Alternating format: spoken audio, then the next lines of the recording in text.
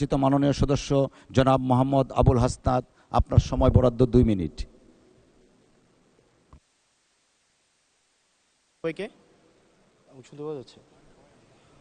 মাননীয় স্পিকার, আজকে আপনার যেই ধরনের অনুভূতি হচ্ছে আমার একই ধরনের অনুভূতি, কারণ নিয়মের বেড়াজালে আপনাকে কখনো কখনো আটকে দেওয়া হয়, আবার আমাকেও কখনো কখনো আটকে দেওয়া হয়। আসলে নিয়ম হচ্ছে অলওয়েজ রোলার্স যারা তাদের অনুসারী হচ্ছে নিয়মটা চলে। নিয়মটা যখন ইন ফেভারে থাকে তখন বলা হয় এটা নিয়ম, আবার যখন বিরুদ্ধে যায় তখন এটাকে বলা হয় কাস্টম। কোনটা সাংবিধানিক কোনটা অসাংবিধানিক এই বেড়াজালে এই সংসদ ঘুরপাক খাচ্ছে।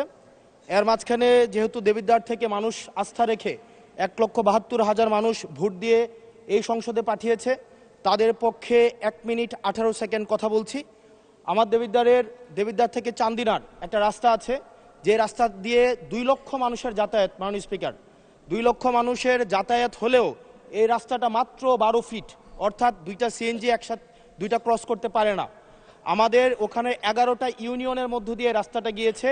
এই রাস্তাটাকে যদি আমরা প্রসারিত করতে পারি তাহলে ওই ইউনিয়নগুলোতে আমরা শিল্প এবং বিভিন্ন ধরনের আমরা হচ্ছে কোল্ড স্টোরেজ, আমরা কর্মসংস্থানের ব্যবস্থা করতে পারবো, যেহেতু ওই রাস্তাটা হচ্ছে ঢাকা চিটাগং হাইওয়ের একটা রাস্তা।